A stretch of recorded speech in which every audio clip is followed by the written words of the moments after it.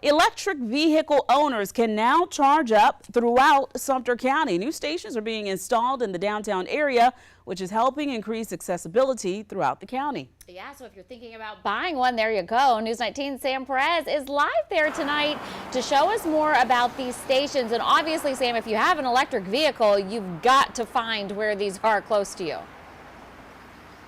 Yes, absolutely, Darcy and Andrea. So I'm at the Town Place Suites on Broad Street in Sumter, and I'm next to this electric vehicle charging station, which has recently been installed. So let me show you how this works.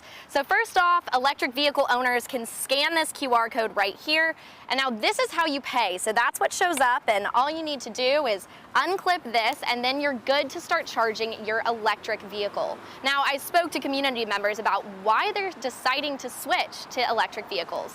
I've been driving hybrids exclusively since about 2002. It's a good thing. We're saving the planet. Sumter resident Dennis Kern says electric vehicles are the way to do that. And now that's becoming easier in Sumter with new charging stations. So far, 17 stations have been installed throughout the county over the last year. Before that, James Moy with Black River Electric Cooperative says there were none in Sumter. What we were hearing was people that own electric vehicles, they were having trouble finding somewhere to charge their vehicles here locally. The charging stations are located at restaurants and hotels. Over the past 11 months, they've seen 550 charges. Actually, it's more than we expected. We were not real sure of what to expect, but we didn't really expect to have that many. Now, Duke Energy is helping increase accessibility to charging through its Park and Plug pilot program.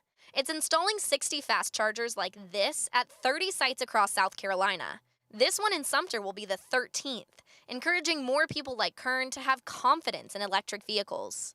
I haven't trusted pure electric up to now because charging stations are relatively rare and the range on electric vehicles was relatively short.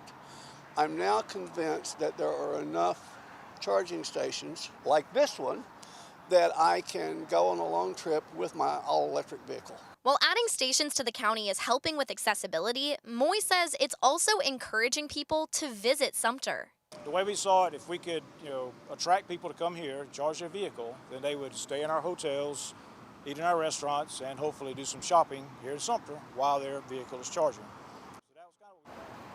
Now, he says it's working both for people who stop in Sumter on road trips to charge up and for military personnel at Shaw Air Force Base that use these charging stations to charge up while on temporary duty. Reporting live in Sumter, Sam Perez, News 19 WLTX.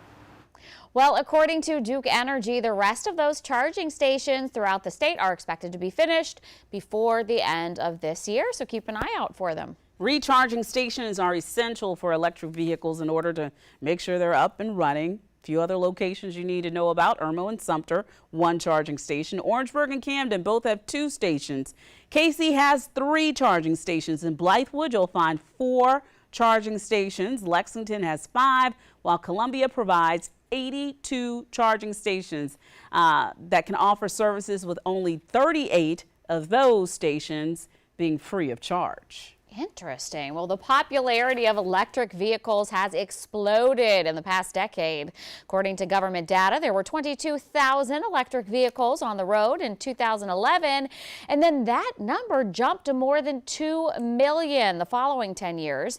Electric vehicles still make up only a small share of the vehicle's sales, 4.6% in 2021. Again, though, that number growing rapidly, doubling from just the year before.